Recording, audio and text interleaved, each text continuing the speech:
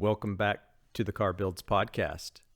In today's episode, we're going to continue on our discussion from the last episode where we were talking about our time at the University of Cincinnati's architecture program when we were getting our master's. And UC's program is a co-op program, which is a cooperative program that's associated with different companies, architecture firms. Across the states mainly. Yeah. And so you go to school and then you go work at a job for a few months, and then you go back to school, and you do this back and forth throughout your time at the master's program. Yeah, and it's supposed to help you with the more well-rounded education where you get the taste of the real world. Mm-hmm. And that was one of the most appealing aspects about the program. Yeah, it was, especially on the financial side, because I thought I would be able to earn some money, and also it lowered the overall cost of education because it was a 3-year program, but basically 1.5 years you're working. Mm-hmm. It's you're paying a lower co-op fee to UC. Right. You're not paying your full semester fees. So it's not like 3 years of full tuition. Yeah. So the program, the master's program, has a total of 4 co-op periods. That's true. Yeah, four 3 to 4 month periods. Yeah. And so we started UC in fall of 2011 in September, and then less than about 3 months later, December 2011. Yeah, it was about 10 weeks. Really, is all it is. I mean, such a short semester. Crazy, because we were just getting introduced to the town of Cincinnati, the state of Ohio, and I mean, you in particular, you came from out of the United States, and then a couple of weeks into school, they're saying, "Hey, you got to go get a job somewhere else and somewhere outside." You don't necessarily have to go outside of Cincinnati, but after being in Cincinnati for a little while, we really wanted to get out. Yes, absolutely. Yeah, so in addition to learning how to cook, clean, do laundry, and everything else, just living by yourself, you also have to start applying to jobs, start figuring out what it means to live in another state, and somehow find accommodation on Craigslist in really sketchy areas. We'll get into that in a bit. And you just sort of have to trust it. Yeah. Yeah, just have to trust it. It was fun. Yeah. Yeah. So we started applying to the co-op. Like they gave you a list of, I don't know, like 20 to 50 companies or something. Mm-hmm. And you just throw your resumes out there. Yeah, everyone is throwing their resumes and portfolios out there. And I think they ask you to apply to about 5 or 10 initially, and then narrow it down to 3 after a little while, after you get back with them and they follow up, which most of the time they would not follow up, or they would not even be looking. Yeah, so then you go to a second round when you apply to some other firms. So I don't remember all the firms I applied to, but I know I applied in DC, and I don't think many people applied in DC because I remember them saying it's going to be more expensive to live there. So many chose to actually work in Ohio. Yeah, and because UC had a lot of connections to companies in Ohio. Yeah, and some of the people that went to the master's program, a decent amount of them, because we're separated that first semester at least, to the, as we discussed last week, the people that did their bachelor's in architecture at the University of Cincinnati versus those that came from a different school. Yeah. And so we were both in that group of people that came from a different school. That's right. I forgot about that. And so a lot of the people that were doing their bachelor's at Cincinnati, they do the co-op while they're doing their bachelor's as well. And so they get that New York experience, all those different experiences. And by the time they hit their master's, they're like, all right, I just want to stay in Cincinnati. Yeah. I'm done with it. And they might live with their families or something and save all the money they earn during that co-op. Yeah, there's definitely ways to, let's say, cheat the system to make a little bit more money than we did. Yeah. But we were in it for the experience, really. We wanted... I don't think I saved anything. Yeah. During any of those co-ops. No. We were really in it just for the experience and to have the opportunity, the connections to be able to work in other states. I know for me, that was always something I wanted to do, was to work in other states, but going to University of Cincinnati and them giving you that list sort of gives you that that extra connection that you need to get that job. Yeah, I mean, when else are you going to get that opportunity? So once you graduate, then you have to think about settling down in Yeah, it's so hard to just thrust yourself into that position and say, okay, I'm going to go work in New York City. And it's not the same, like just visiting a place versus working there, even if it's for just 4 months or 6 months. It's a completely different experience. Absolutely. Yeah. Yeah, I'm grateful for the co-op program. So, So our first co-op experience, we both happened to land in DC. I wasn't intentional. No, because we'd actually landed those jobs before we even started dating. Yeah. Like in October, somewhere end of October, we started dating. Beginning of November. So for you, yeah. Were you dead set on going to DC? Because I know you had flown in from Dubai. Yeah. You landed in DC, but you didn't really leave the airport. No. So you didn't really know anything about the town, but was that the only place you had an offer to, or what? I think I wanted to go to New York because that's what you do. Like when you come from abroad, you're like, New York. That's the one thing that you hear of, or California, I guess. I think I had that feeling as well, because I know I did want to work in New York because that was one of the draws to the program. Yeah. And I think I was a little too nervous to do it my very first semester because I had just gotten started at Cincinnati. And so I'm thinking, okay, there were a lot of people applying to the firms in New York. Yeah. And I was like, I don't know if I can handle that immediately. Yeah. So I think I applied to a place in New York and I didn't get in. But then I got it in DC and I got it in another place. And the reason I chose DC was because their offer was double the amount of the other company. I think they offered me $20 an hour. The other place was like $10 to $12 an hour. Yeah. And it was $30 overtime. So. Ooh, that's good money. That was we good were money. talking about last week how bad the pay was, but man, that's some pretty good money compared to the next co-ops. Yeah. Yeah, but then way better. I guess you have to consider the cost of living, because that company was in Georgetown, which is a ritzy area, and you wanted to be relatively close because you didn't have a car or anything, and public transportation was I didn't okay. have a license. Yeah, it's true. Yeah. So the money was good, and you worked a lot of overtime. I did. At that job. You were also in DC. Yeah. I was, yeah. So. But I actually chose to live in the state of Maryland, because DC, everybody knows it's Maryland, Virginia, and DC all right there together.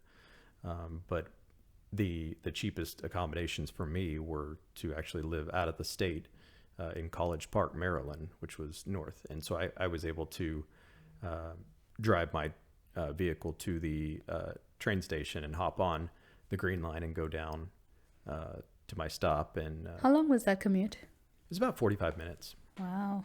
Yeah, it wasn't bad. I read a lot of books on the way, so that was great. It was kind of therapeutic just having that drive. It's not, the DC subway's a little bit nicer than New York. Yeah, and more relaxed than New York, let's say. Yeah. So I lived in Foggy Bottom. Found this place on Craigslist.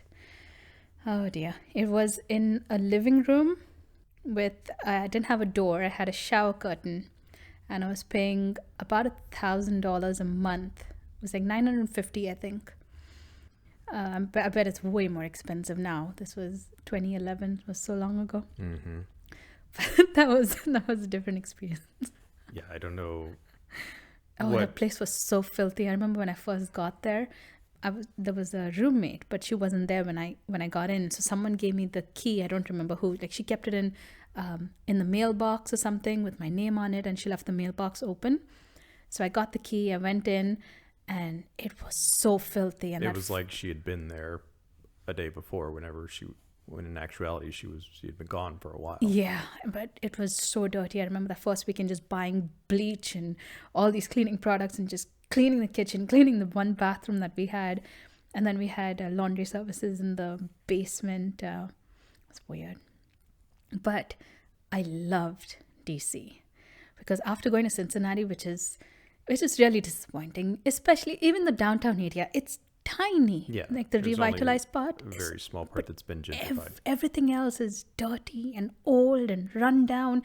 And I came from Dubai where everything's brand new. Mm-hmm. And like I landed in Cincinnati and I was like, whoa, this is the States? Like everything's old and nothing's well maintained. And then I took, how did I go? Did I take a train from Cincinnati to DC? I flew. I I think I took a train. You dropped me off at the train station. Oh, that. Okay. And then I landed in DC and I took a cab to Foggy Bottom. And everything was so nice and clean. And the streets were all clean. And everything was lit at night because nothing's lit in Cincinnati at night. And I was like, okay, this is the States. I'm just going to ignore the last 3 months in Cincinnati. This is going to be my first impression of the States. I was very happy. Yeah, DC is a very unique city. Yeah. And a wonderful city for a college student. Yeah. The northwest portion of DC is very nice. Yeah. Very clean. I mean, that's whenever people say DC, that's really that's where we spent most of our time. That's where the mall is and everything. And it's really a beautiful city, very clean. I had never seen anything like that before. It's not intimidating. Like the scale of the entire place is at a human scale. There are no skyscrapers or anything. Right. They have restrictions on how tall your buildings can be. I think it's like 12 or 11 or 12 stories, something like that. So it's such a pleasant city to just walk through. It is. Anytime I had, whether it was lunch breaks or weekends, I would just walk everywhere because the air was so fresh. It was like winter, so it was just the perfect temperature, and we didn't even get a lot of snow that year. It was perfect. Yeah, we got lucky. Absolutely because perfect. it was a warm winter for Yeah. them, which for us was cold, but Yeah. still I think it snowed maybe once or twice. So what kind of work did you do at your job? So I worked at I think it was like an architecture and interior design firm. They were selling themselves as both. They seem to do a lot of interiors. Interior, yes. And not to interrupt, but that's one thing about DC is there's not much new construction happening. Yeah. It's a lot of existing construction. So you're not really doing much to the outside of your building. And so a lot of it is interior work. Lots of retrofits. Yeah. It was nice because most of the clients were law firms with plenty of money. Yeah, so yours were very high-end retrofits. Yeah. And I got to visit all the offices that they had renovated because I was an intern. So my first or second week over there, I was giving out Christmas presents to all the law offices. So I went with another person at the office to all these offices they had renovated in these huge, massive buildings, and I was dropping off gifts. I mean, in hindsight, it's like making coffee for someone. Right, yeah. But back then, it felt good. Yeah. It was my first real job. It allowed you to see what that company had done. Yeah. Get a little portfolio of their work and also get to see some of the city as well. Exactly. Yeah. So you started your job in January. Not in December. Right. I was more normal since you didn't have. I was more normal. Yeah. Not to be depressing or anything, but you didn't have family to go home to. You couldn't really go back to Dubai. And so they asked me, they asked me if I wanted to start in January after Christmas. And I said, no, there's no one I need to go visit. So So you started like 2 weeks earlier than I did. I did. And for me, I was able to go home. So I went back home to Texas, and then I think I flew back out to DC and started from there. So my internship was a little bit shorter than yours. Yeah. But the company I worked for, they were more of a typical architecture firm doing a lot of new construction, or at least attempting to do some new construction work. And they also did a lot of government work as well, which was very interesting because the government is much more strict on their codes, and they have a lot more guidelines that you have to follow. And so I remember one time I actually went around an office building doing a survey for GSA. What's that? Don't ask me that. Government, I don't know. Okay. I don't know. I don't remember what GSA stands for. Okay. But I went around doing a survey, and basically I just went into each office and asked them if they liked their space. That was the survey? Yeah. Oh. Yeah. And then every time I'd go in, they would keep saying, oh, no, you need to do this. You need to change this. We need to add some more windows and do all this crazy stuff. And I'm like, okay, I'm just supposed to ask you if you like your space or something. You had a cool space, didn't you? The office space? The office, yes. It was a renovated old, I don't remember what the previous use of the building was, but it had just been renovated. Was it the entire building? It was, well, there was like 5 floors, and we had 3 of the floors. It was really weird. It was like the high-end people were on floor 2, which is where I started. And then after... High-end work. Sorry, the high-end people. Like the owner and stuff was on floor 2. Okay. And the company I worked for actually had an office in New York and San Francisco. So the owner was rarely ever there, actually. But let's say the top dog, the principals and stuff, were on the second floor, and that's where I started. And then after a few weeks or a month or so, I started working under someone else who was on the 4th or 5th floor, the top floor of the building. So I got to move up and start working in that space. So it was pretty cool. I got a little bit of both. I got to see a lot of the office. I didn't go to your office. You came to the place I was working at. Yes. Yeah. You did never go there? I don't remember. No, I don't think so. I remember whenever you were working there before I started, you went to the building and took a picture of the office for me. And so I was like, oh, okay, that's where I'll be working. It sort of gave me what to look for. I was just walking around the entire city. But I remember the coolest part about working in D.C. at that particular office was that it was on K Street, I believe. And every day I got off the train and I walked directly west, and at Pennsylvania Avenue, I could look to my left and there's the White House. Yeah. And that was just a surreal feeling. Yeah. Like every day seeing the White House before you go to work. It was pretty amazing. And I actually saw the president, the motorcade, come around. They closed down all the streets. Yeah, because they were having an event at the building next to ours. Yeah. And everybody working there was like, oh, yeah, this happens all the time. It's like, wow, that's cool. That's the norm for them. Yeah. And another thing that, since the company I worked for did a lot of government work, I would say that was the majority of their work. They based their schedule on the government schedule. So if the government was taking a day off, which happens a lot, they were taking a day off. And like when it comes to like snow days and stuff, the government's pretty relaxed, and they want to stay safe. And so if it snows a little bit, they're going to cancel work. Yeah. And so the company would do that as well. The unfortunate thing was that it was a warm winter in that sense. And so there was no work canceled for me the whole time I was there.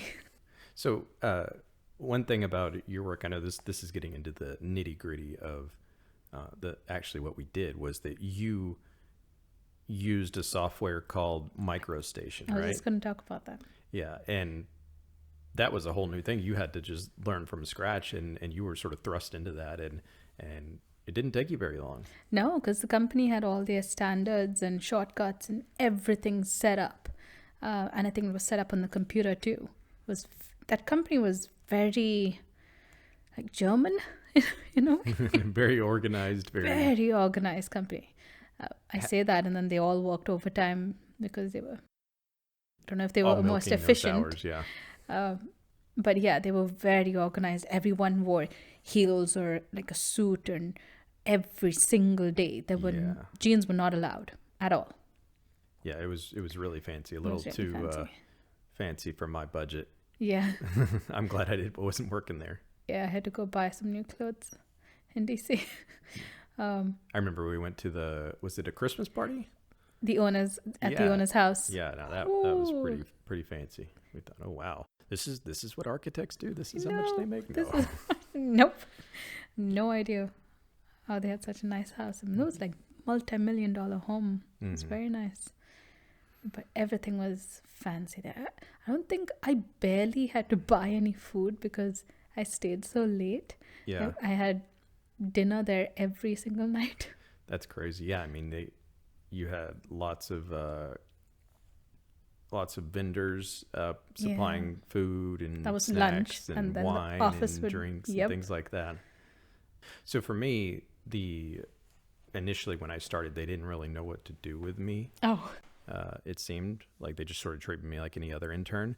And then they found out that I knew Revit software.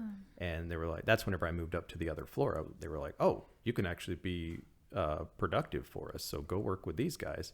And so I spent the majority of my time working under a construction administration guy who did a lot of work in Newforma and Revit. And so I was able to help him out a lot and learned a lot from him. He's a really good guy. He actually got his license while I was there. He had passed his last Really? exam. Yeah.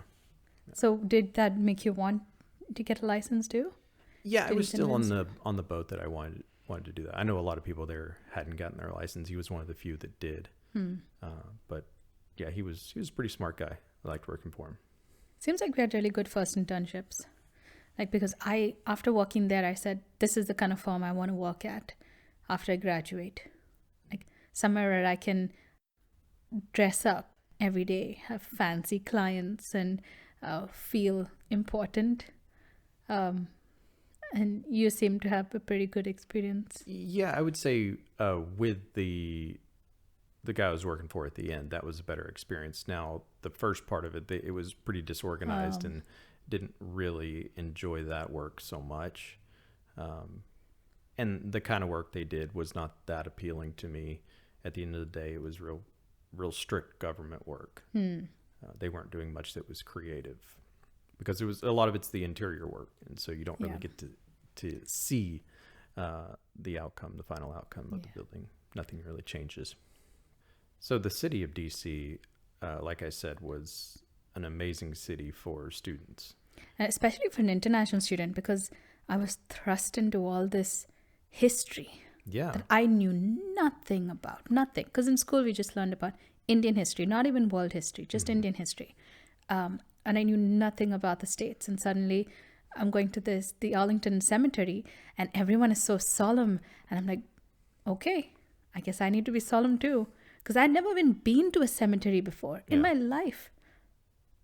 I'd never been to a cemetery. And the first cemetery I went to was the Arlington Cemetery. Holy cow.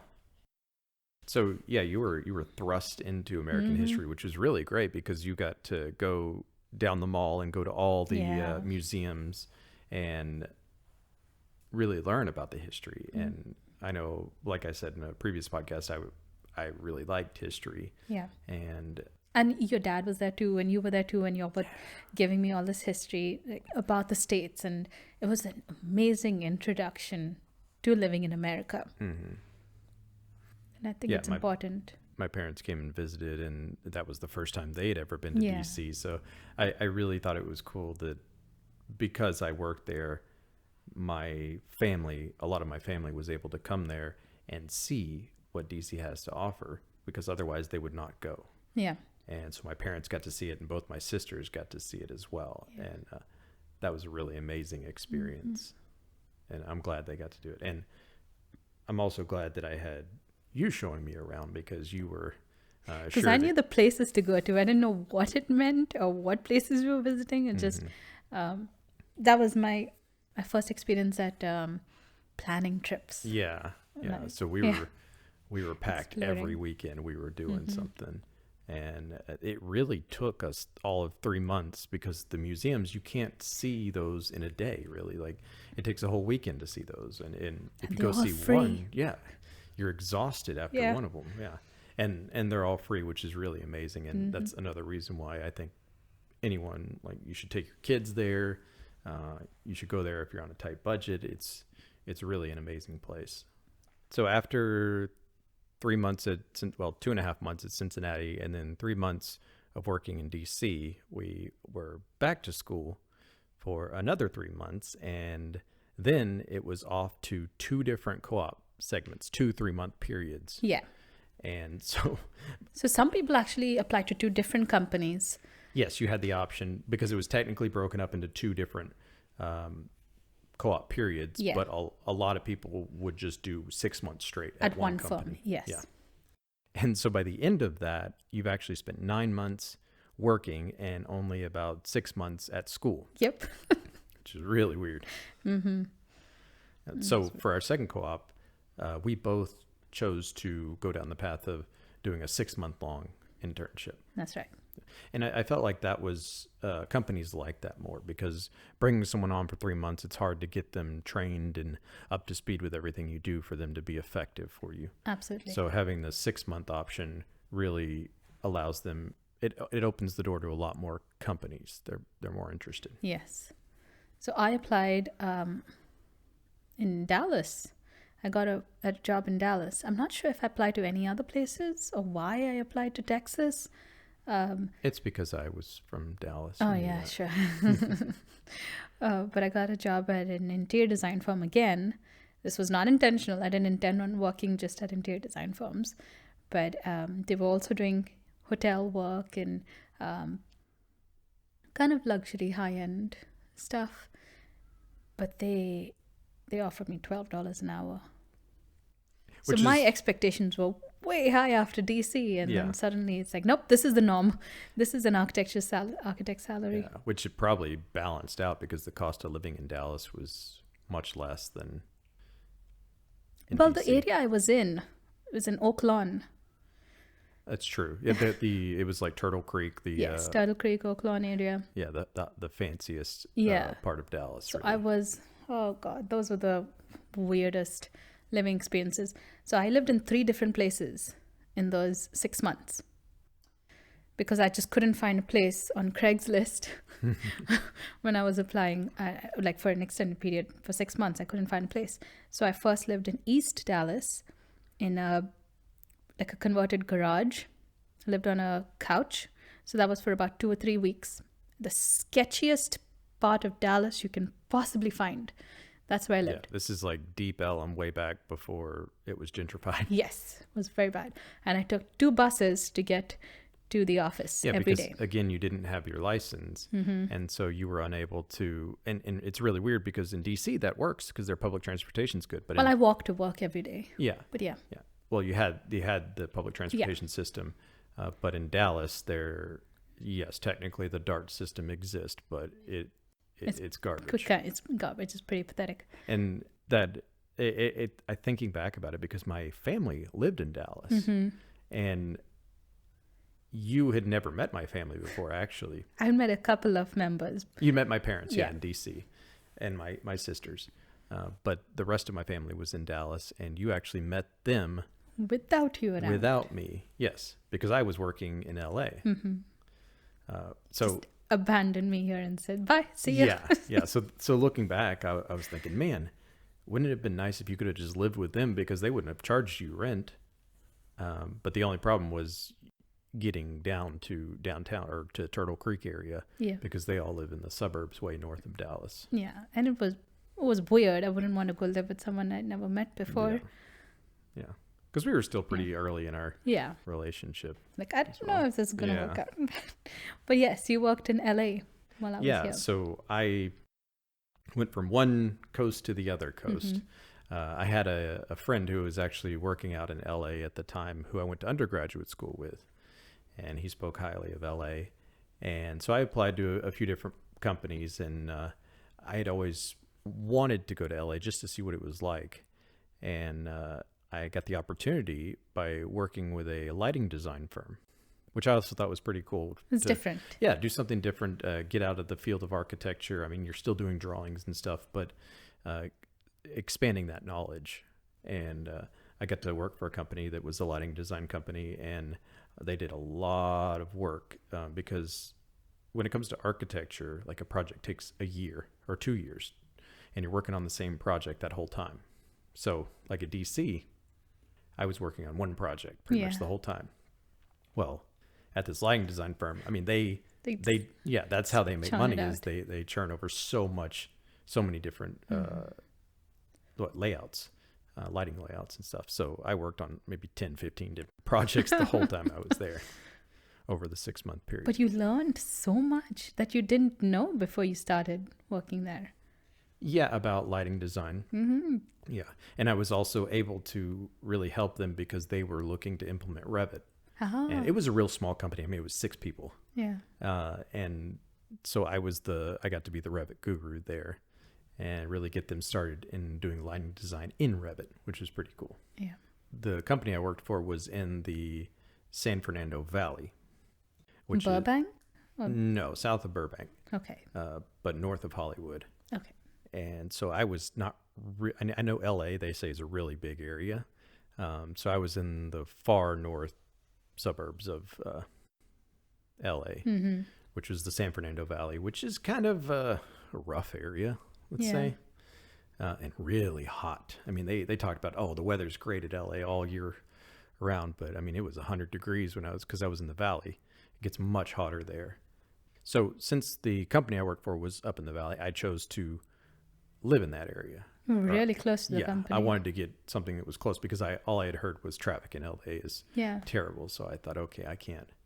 You can live in downtown LA and commute up Right. there every day. Yeah. Yeah. So, but I actually hadn't planned my accommodations before I went out to LA. So what I did is I loaded up my truck. In Dallas. In East Texas. In East Texas. Yeah, where my parents live.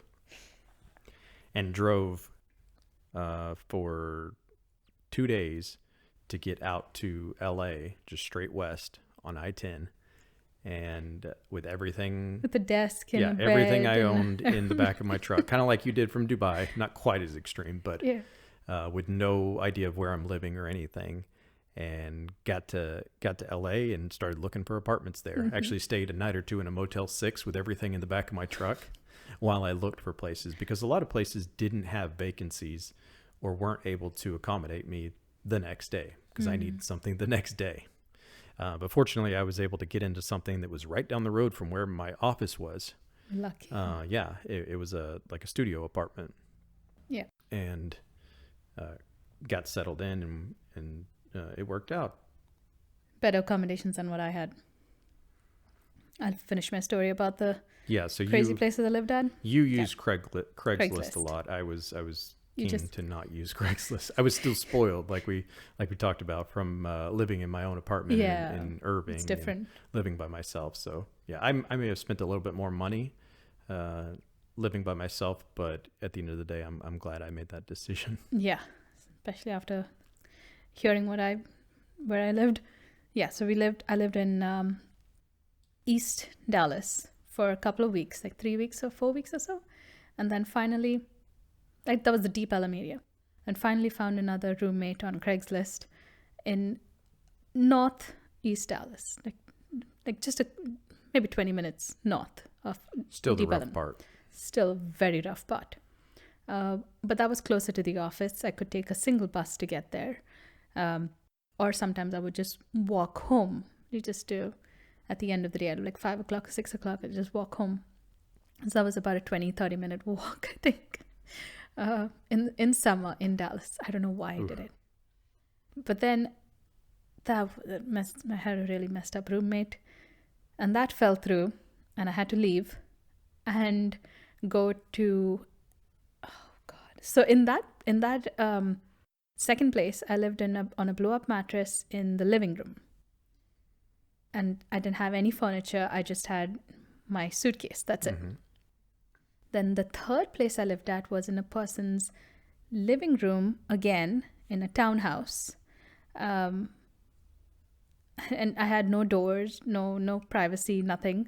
I would put up the mattress behind the couch during the day and then take it out. And it's exactly like what it was here. Like, just imagine a blow-up mattress here at night and then deflate the mattress and put it up during the day so that they could use the living room when I was gone.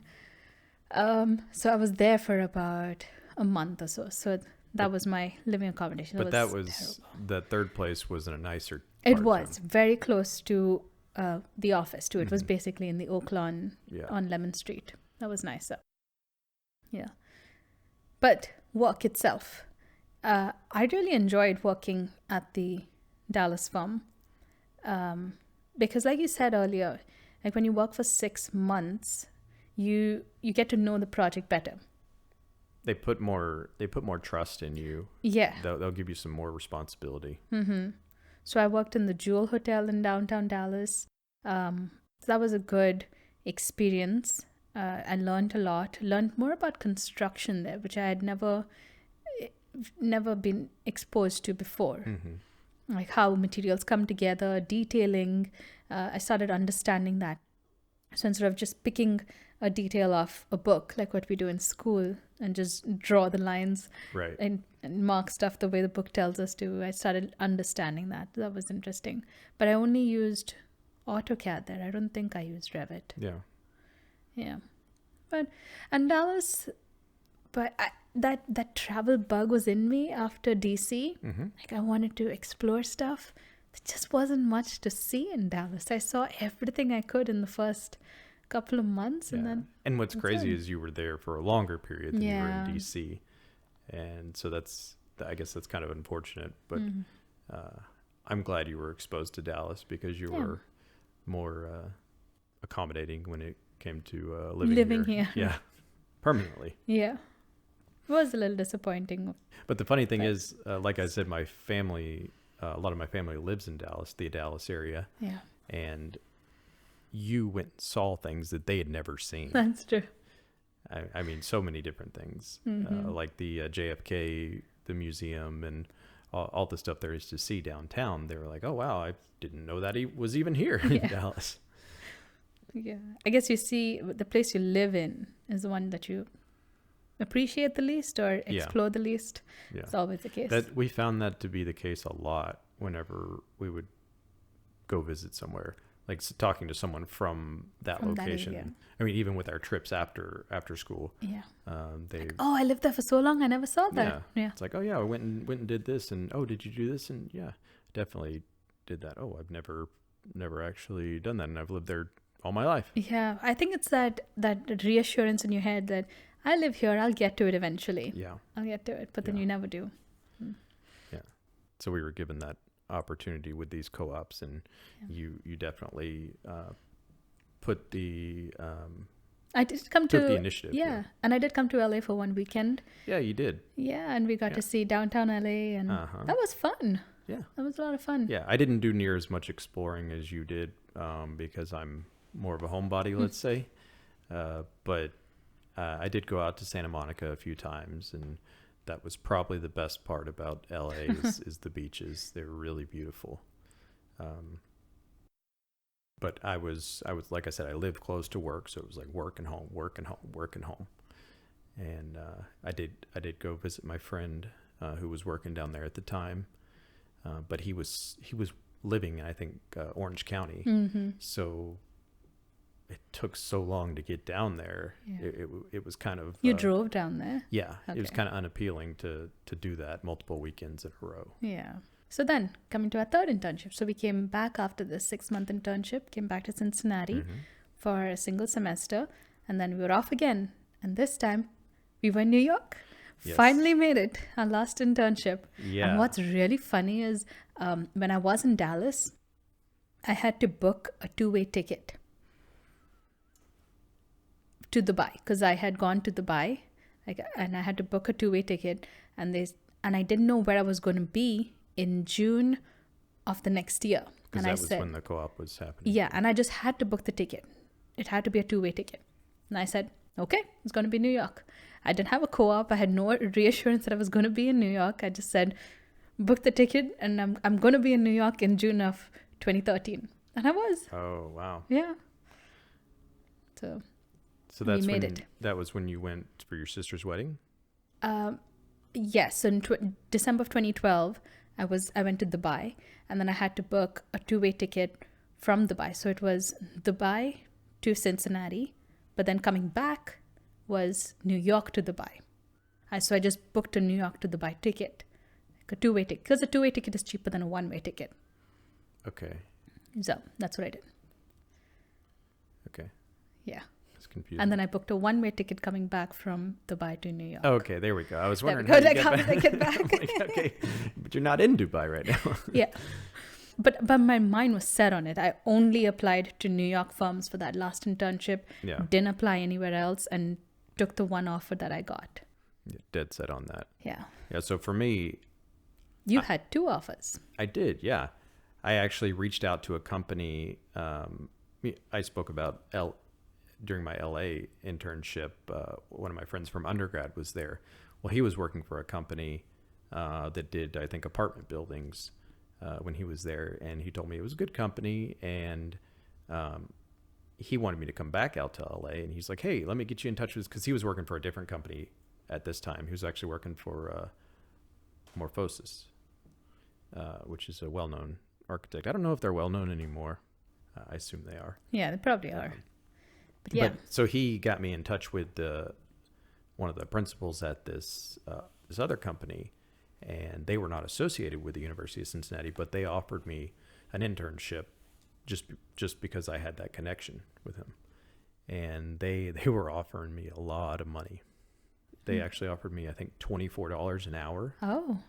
But they were in Orange County, which is a pretty expensive place. And so I had also been offered a job in New York because I too wanted to get that New York experience. And we also talked about wanting to work together. I mean, like not work together, but be in the same place. Yeah. And the New York job was actually offering me 18, I think. Oh, they 16. And then you they upped offered it. me $16 an hour. Yeah. And at the end of the day,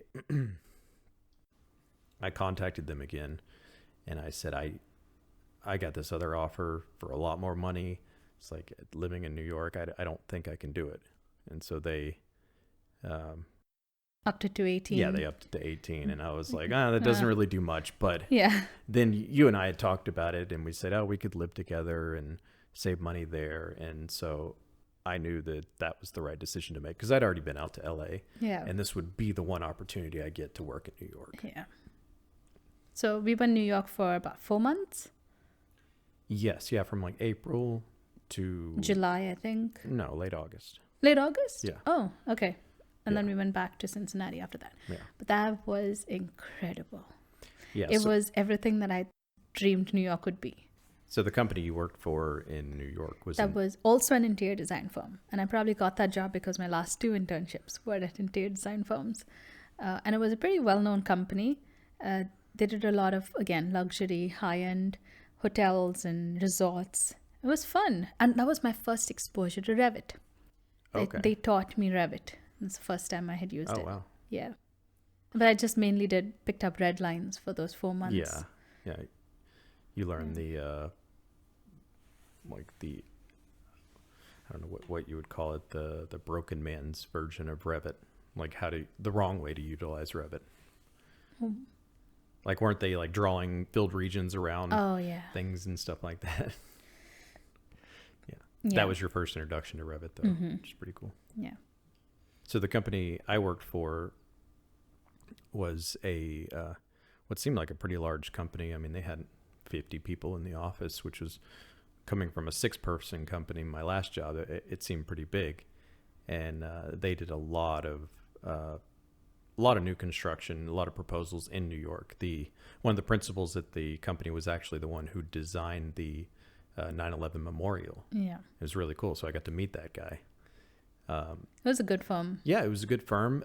But that was the one I told this story in a previous podcast where my first day of work, I got there at 9 and didn't leave till midnight. Oh yeah. That night because they didn't really know what to do with me, and so the first few weeks I was stuck doing AutoCAD and building models, physical models. Mm-hmm. So then once they realized that I knew Revit, they had a little team that was trying to introduce Revit into the company by doing a couple of jobs in Revit.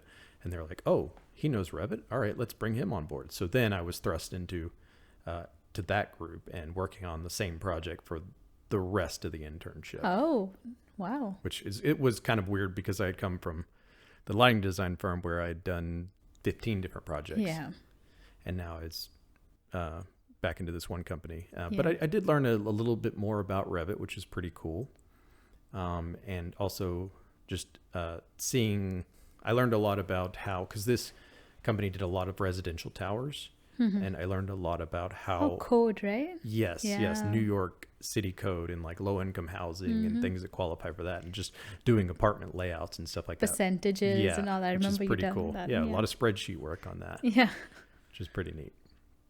But I know it was a fun company to work for.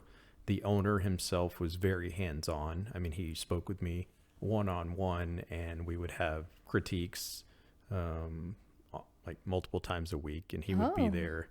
He was very involved in the company. And they had happy hour, I think, every Friday? Yeah, so every Friday at 6 o'clock, they would, in one of the conference rooms, they'd bring all this beer and just set it up. And it was really cool because everybody, you would like eat nuts and drink beer and chat for a little while. And then around 7 o'clock, you go back to work. Don't go home. Yeah. So that was the that was the company where a few guys told me that, hey, if you stay after 8 o'clock, you can expense dinner. Oh. So a lot of them would stay after 8 o'clock, and Just to get that. yeah, they would get the DoorDash to come and deliver them food and expense it. And I was like, hey, that's a smart way to save some money. Yeah. How much is your time worth? Right. Yeah. So one way that we saved Yeah. money was by living together Yes. in New York. That was about our only option, because I don't know about you, but I was dead set on living in Manhattan. We were working in Manhattan. I said, if I'm going to go to New York, I'm going to live in Manhattan. I'm going to do it right. It didn't matter as much to me because I didn't know the difference between like Manhattan, Brooklyn, and Queens or anything. It was just, I wanted to see New York. Living in it wasn't as big of a deal. I'm glad we did in hindsight, but before that, I didn't know what it for what it me, would be. it was about the commute, really. I was concerned that if I lived in Brooklyn or something, it would be 30 minutes or an hour every day Yeah. of commuting just to get to work. And So we lived in the Upper West Side. yeah, around 96th Street station. So this was the only good find on Craigslist among all the stuff that I've looked at Yes. and lived in. This was really great. Yeah. So it was an extended stay place in the Upper West Side. What street was it? It was on 94th Street. 94th actually. Street. Yeah. An extended stay hotel. Yeah. So this tiny little room. It was it was approximately 125 square feet, I'm going to say. With two people living in it. Yeah, assuming the bathroom was 5x5 is why I say 125, but it was about a 10x10 room. Yeah. And it had a bed, it had a dresser. A desk. Sorry, not a dresser, a desk. Yeah. Yeah. And a tiny walkway between those two. Mm-hmm. A tiny closet and then a tiny bathroom. The door would actually run into the desk when you opened it. The door to the room. Mm-hmm. And then a tiny little bathroom. But they did do our laundry. Like they changed our sheets and cleaned our room every week, once a week. Yes, they didn't do our laundry, but No, they did. yeah. They had maid service come in weekly on Friday, which was awesome. That was really, because we'd come back, like we would always be out every Friday night. We would be out somewhere doing something, and then we'd come back and it was Clean. clean. Mm-hmm. Yeah, it was amazing. That was really great. Yeah. It did force us to eat out every single Because meal. we didn't have a kitchen. Mm-hmm. We just had a tiny fridge and a microwave. Yeah. Yeah. And I'm sure this is a lot of what people do in New York. Yeah. So we really got that authentic New York experience. New York was very exciting and very chaotic. But at the end of the internship, after 4 months of living there, I was ready to leave, I think. Yeah, we were done. It was, I know my sister came to visit for about 3 or 4 days right when we got there. And so we were hitting it hard, going to see everything we could. Yeah. And she was like, after 4 days, she was like, yeah, I'm good. I've seen enough. I'm done. Because she'd always loved New York. Yeah. And she'd only been there one time before. But being there for multiple months really gives you a different perspective. It's not that touristy perspective. You actually get to live there, ride the trains, do the morning commute, see what that's like. And It's tiring. yeah, I mean, things like, because we were there during the summer, things like the subway during the summer. Oh, it's so hot Yeah. and so disgusting. I mean, everybody's, well, not nowadays. I don't know what it's like because of COVID, but everybody is like armpit to armpit. And it's not a convenient, easy lifestyle. No. Because like there are no grocery stores near where you live. Yeah, you actually went out to Brooklyn. I had to go to Brooklyn to find affordable groceries because that one that was nearby was so expensive. Mm-hmm. And then had to take the train out there and carry all that stuff back. And then I had to take, because it was so heavy, I would have to do maybe sometimes go twice a week because we also had a tiny fridge. Right. So we couldn't store much. So I had to buy a little bit each time. We couldn't cook. So I had to figure out how to like either buy stuff or make salads. And it was just, and then laundry was in another building, not in the building that we were living in. Yeah, it was in the basement of the building next to Next to us. which is really weird. Yeah. So it was it was very exciting, but very difficult life. Yeah. So I planned every single weekend, every Saturday and half Sundays, and as much as we could see. Yeah, I sort of made a requirement of, okay, give me at least part of Sunday off. If you weren't there, I would have just kept going. Oh man, you wore me out. But I dear. wouldn't have it any other way looking back on it. Yeah.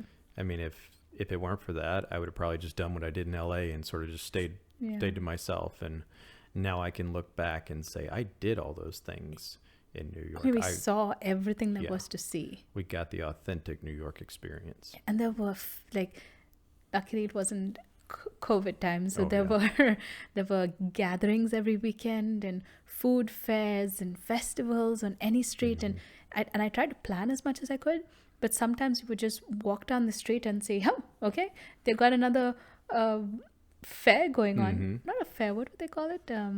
Festival or food stalls and stuff. Yeah.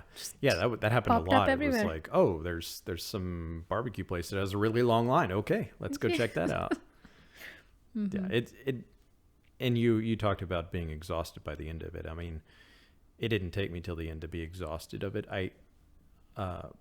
The hustle and bustle, I mean, it is very exhausting, and I was pretty worn out with it pretty early, but I think this happens to a lot of people, but after it's over, you look back on it more fondly. Yeah. And like, oh man, that was so awesome. Which is similar to my study abroad experience. Whenever I was there, I was like, I'm so uncomfortable because I'm out of my routine, out of my norm. I don't have everything that I need. Yeah. You're so uncomfortable. And then after it's over, you look back and you're like, wow, that was awesome. And so I felt the same way about New York. Really. Yeah. Once in a lifetime experience. Yeah. I thoroughly enjoyed my experience there. Yeah. I have no real desire to live there anymore. Like if you want to live comfortably, you have to live out of New York. Yeah. Either like North New York or Long Island, Connecticut, Long Island, somewhere. And I get why people live somewhere else to escape New York. Because it's overwhelming. Yeah, I couldn't imagine raising a kid in New York. I mean, we saw that a few times. We saw people with kids on the subway. It's just like, wow, how are you doing this? Yeah. They probably lived in Brooklyn or something. Yeah. But people do it. So those were our 3 co-op experiences across the states. It gave us a taste of the real world. It wasn't easy juggling college and the real world because they're so drastically different. It was hard to take college seriously when you get it. When you start working in different companies. And we couldn't settle down with either of them. Yes, we couldn't, because just switching mindsets. When you're in college, start thinking about your next co-op. And you're at your co-op, just start exploring this new city because it's so exciting. Or start thinking about, I wasn't really thinking about my next semester when I was in New York. So after our last co-op in New York, we had 2 semesters back to back of schooling. Oh, that was horrible. And maybe that was the time where our mindset really changed, because we were done working. We knew there was our next job would be our real job. Yeah. And we got 2 semesters in a row of Cincinnati, and it really jaded us. Yes, it did. It was tough to get through those last 2 semesters because it was just tough to care.